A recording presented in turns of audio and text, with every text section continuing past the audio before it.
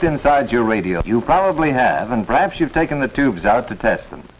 The vacuum tube makes it possible to transmit sound, whether by radio, a loudspeaker system, or a motion picture projector.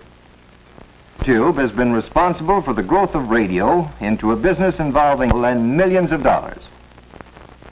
Like any business, radio broadcasting employs a great many people in general office work, such as correspondents, stenographers, file clerks, and bookkeepers, executives and managers of special departments, salesmen who sell time on the air to advertisers, experts who select the talent for programs, are all a necessary part of radio broadcasting.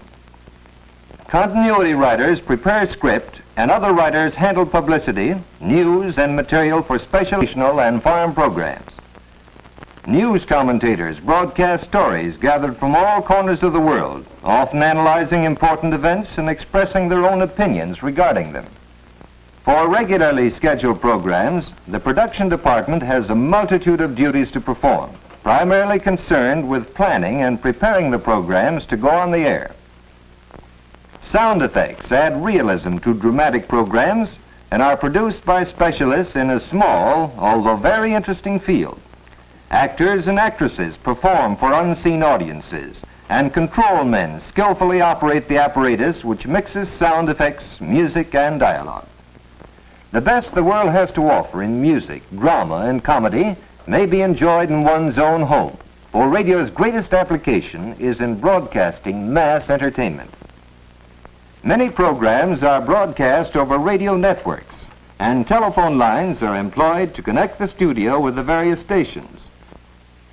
As the program may originate in a studio at New York or Hollywood, the use of telephone wires makes it possible for stations thousands of miles away to broadcast the program. The master controls are operated by men who have advanced from the ranks. Their work requires perfect coordination of mind and hand, for station hookups must be made on the split second. During the short period allowed for station identification, telephone lines, which have been set up in advance, are connected to feed the program to the network stations. The maintenance of radio broadcasting equipment employs a large number of workers known as technicians. It is their job to see that the apparatus is kept in perfect working order. In the stations, we find these men at work on the amplifiers and on the power equipment. They are not developing new methods or devices, but are maintaining those which have already been developed by the engineer. Radio engineers are men technically trained in the field of electrical engineering as applied to radio and communications. They have brought about the high degree of perfection now attained both in broadcasting equipment and in radio receiving sets. This work of improvement and development is continually being carried on by the relatively small number of highly trained specialists who are radio engineers. Theirs are among the top positions in radio.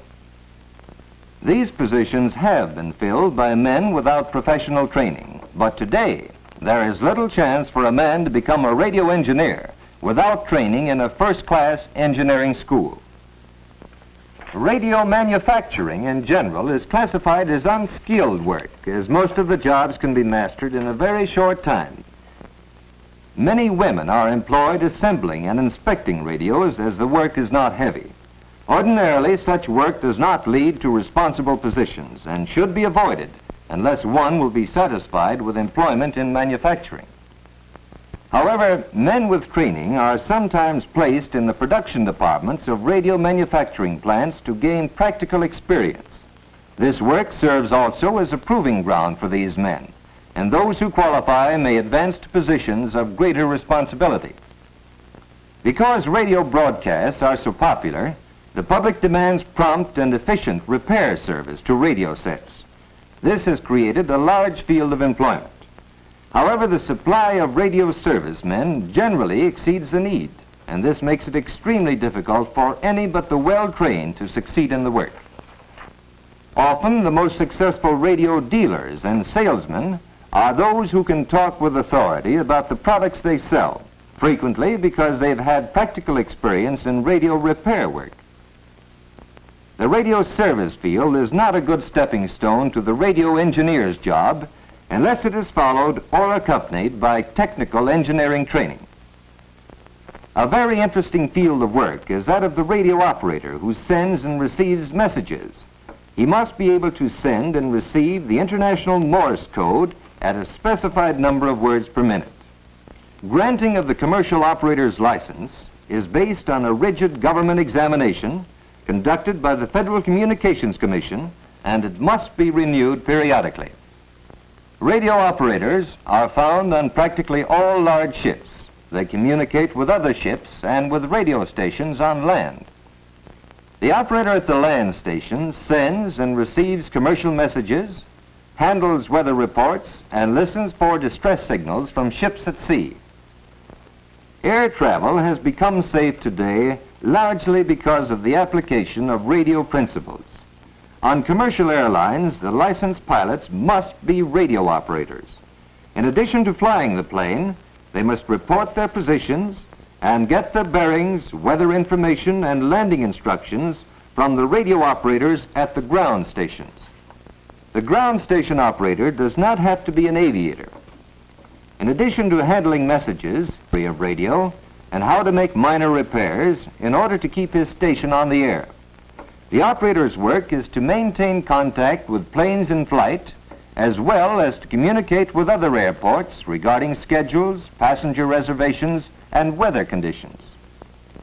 Men with radio training often find employment in allied lines using basic radio principles. Among these is the sound movie. Through the use of microphone, amplifier, and vacuum tube, the sound for motion pictures is photographically recorded on the edge of the film to form the soundtrack. When the soundtrack reaches the thousands of theaters, it is reproduced by means of a photoelectric cell, or electric eye, amplifiers, and a loudspeaker system. Maintenance men with fundamental knowledge of radio technique are constantly employed to keep this delicate equipment in working order. Public address systems also use some of the principles of radio. They range from the temporary and portable unit to permanent installations in large auditoriums. Many operators of portable public address systems own their own equipment, which is in demand at county fairs, sporting events, political rallies, and conventions. This type of work requires some special training, but the field is so crowded that it offers few really good jobs. The better jobs are those planning and installing the large permanent public address systems, but this work requires a thorough background in radio and acoustical engineering. Another field requiring thorough engineering training is the transmission of photographs by wire and radio. News services maintain photo transmitters at strategic points, and the newspapers subscribing to this service get the photographs over receiving instruments in their own offices. Television, the baby of the radio family, is creating openings for experienced engineers, most of whom are graduating from radio work. From the scene of action, cameramen televise events which you may see in your own home, if, of course, you have a television receiver. Television is opening up a new field, as does any new development. It is furnishing employment for men who design, operate, install, and service the transmitters and receivers. But men with radio experience, especially those who have prepared themselves through study and application, are given preference. Specialized training, study, and hard work are necessary in all phases of radio. In spite of the size and importance of the radio field, it doesn't hold great opportunity except for those who are able to secure the highly technical training which it requires. The best training is that obtained at a first-class electrical engineering school, specializing in communications engineering. If that is impossible, there are a few vocational and correspondence schools which offer excellent courses in the theory of radio. However, you should ask your school authorities to help you investigate any school, residence or correspondence, which you may plan to attend. Your high school preparation for entrance into radio work must lay a strong foundation in science and mathematics, the basis of all engineering, and especially of electrical engineering. You must, in addition, develop a high degree of coordination between hand and mind, because much of the work is very exacting in nature. If you Probably one of the best ways to get started is to make it a hobby and build an amateur station. This will give you the chance to put basic theory in practical operation. It will show you more quickly than anything else whether or not you can succeed in radio.